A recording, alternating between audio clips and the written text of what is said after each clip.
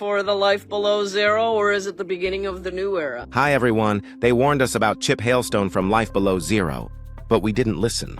To millions, Chip looked like the perfect Alaskan survivalist, a man who hunted, fished, and raised his family in one of the harshest places on Earth.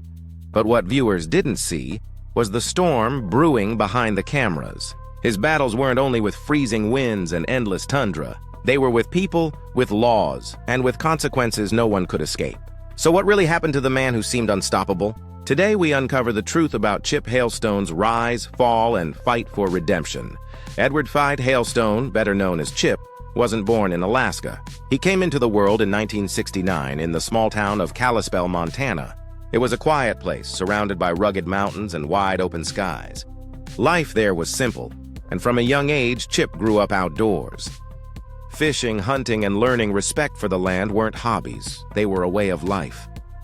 His family instilled in him a powerful lesson. Every animal taken had a purpose, nothing should be wasted, and hard work was the foundation of survival. As a teenager, Chip grew restless. The steady rhythm of life in Montana felt too small. He dreamed of something bigger, wilder, and untamed. In 1988, when he was just 19, he packed up and traveled north. His destination was Alaska, a place often called the edge of the map. What began as an adventure soon became permanent. The endless tundra, the fierce cold, and the vast skies captured him completely. He realized that he was not just visiting. He had found the place where he truly belonged. Eventually, Chip settled in Norvik, a small Inupiat village near Kotzebue. Life there moved to the rhythm of the seasons. Hunting, fishing, and community cooperation were not optional. They were essential for survival. It was in Norvik that Chip met Agnes, a woman deeply rooted in her Inupiat heritage. Agnes was born and raised in Norvik, and she carried with her the traditions and knowledge passed down for generations. She could read the weather in the wind, track animals across snow, and teach her children what it meant to belong to the land. Together, Chip and Agnes built a life that many could never imagine. They married and raised 5 daughters, Tinmiak, Iriktak, Mary, Caroline, and Kutan. Each of them grew up with the same values their parents lived by.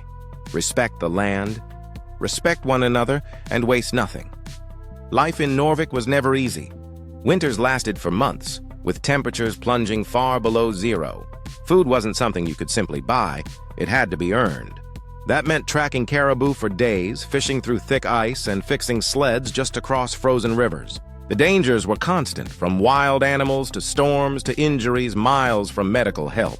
Yet for the Hailstones, the hardships gave meaning to life. Every day demanded strength, and every small victory carried enormous reward.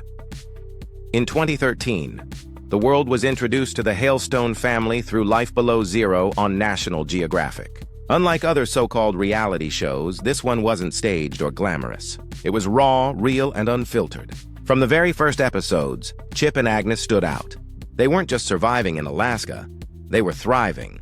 Chip taught his daughters essential skills: how to handle rifles safely, track animals, set traps, and butcher meat without waste. He wasn't just providing for his family, he was teaching them how to live. Agnes, with her quiet strength and deep cultural roots, reminded viewers that their lifestyle wasn't just about survival. It was about continuing the traditions of her ancestors who had thrived in the Arctic for thousands of years. The show opened a window into a world most people would never see. There were no supermarkets, no nearby hospitals, and no backup plans. If equipment broke, it had to be fixed with whatever was available. If food was scarce, they had to hunt harder. Life Below Zero showed both the brutal cold and the breathtaking beauty. Viewers saw sled rides filled with laughter, successful hunts that fed the family for months, and stunning Alaskan landscapes that seemed almost unreal. Chip quickly became a fan favorite. Calm, resourceful, and quietly humorous, he explained his methods in ways that made audiences feel like they were learning alongside him. He didn't panic in storms or setbacks. He adjusted, adapted, and moved forward. Viewers admired his patience, resilience, and the way he balanced seriousness with warmth when teaching his daughters. But even as fans admired the Hailstones, concern lingered. Living so close to the edge was never without risk. Every frozen river crossing, every storm, every hunting trip carried the possibility of disaster. And beyond the wilderness, another danger was waiting, one that came not from nature, but from the justice system. In 2011, Chip Hailstone's life took a dramatic turn. That summer, he reported to the Alaska State Troopers that a local resident had physically assaulted one of his daughters. He felt the threat was serious, but according to him, authorities didn't respond as they should have. Not long after, Chip accused a trooper of acting aggressively toward him in a separate confrontation, but instead of bringing him protection, his claims brought legal trouble. Prosecutors accused Chip of lying under oath and making false statements. By 2013, he was convicted of perjury, providing false information and tampering with evidence. The sentence was 15 months in prison. For a man whose entire life was built around freedom, the sentence was crushing. He was locked away in the Anchorage Correctional Complex, far from his family, the open tundra, and the rhythm of survival. Meanwhile, in Norvik, Agnes carried the weight of the family alone. She hunted, set traps, repaired equipment, and guided the children through brutal winters, all while raising them without Chip. Fans were stunned when they saw episodes of Life Below Zero without Chip. Seeing Agnes face the wilderness alone was inspiring, but heartbreaking. The absence of Chip was a heavy reminder of just how fragile life could be. In August 2018, after serving his time, Chip finally returned home. His reunion with his family was emotional and overwhelming. His daughters ran to him with joy and Agnes sighed with relief. But while the village looked the same, everything had changed. Life had gone on without him. Agnes had become the leader, the decision-maker, the provider. His daughters had grown stronger and more independent. And now Chip had to find his place again. At first he started small, repairing traps, checking nets, and teaching the children in quiet moments. Slowly, he reintegrated into the rhythm of family life. The first caribou hunt after his return was unforgettable.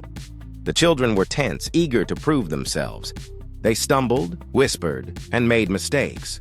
But together, the family rediscovered trust and teamwork. For Chip, it wasn't just a hunt. It was a symbol of rebuilding. Prison had changed him. He now valued freedom, family, and even the smallest moments more deeply than ever. Nights by the fire, laughter with his children, and storms weathered together became reminders of what truly mattered. Today, the Hailstones remain central figures in Life Below Zero. Viewers continue to tune in, not just to watch the challenges of Alaskan life, but to witness the strength of a family that embodies resilience. Chip's legacy is complex. Some believe he was unfairly punished. Others argue that the law took its course. But regardless of opinions, one thing is clear. Chip Hailstone's story goes far beyond the screen. It is a story of survival in every sense of the word. Through storms, setbacks, and personal trials, the Hailstones continue to prove that survival is not just about strength. It is about patience, awareness, trust, and love. And in every struggle, they show that even in the coldest, harshest places, resilience and family can burn brighter than fire. So what do you think about Chip Hailstone's incredible journey? Was he a man unfairly punished, or simply someone forced to face the consequences of his choices? Let us know your thoughts in the comments below. We'd love to hear from you. And if you enjoyed this story, don't forget to hit the like button, share it with fellow fans of Life Below Zero, and subscribe for more powerful stories beyond the headlines. Thanks for watching.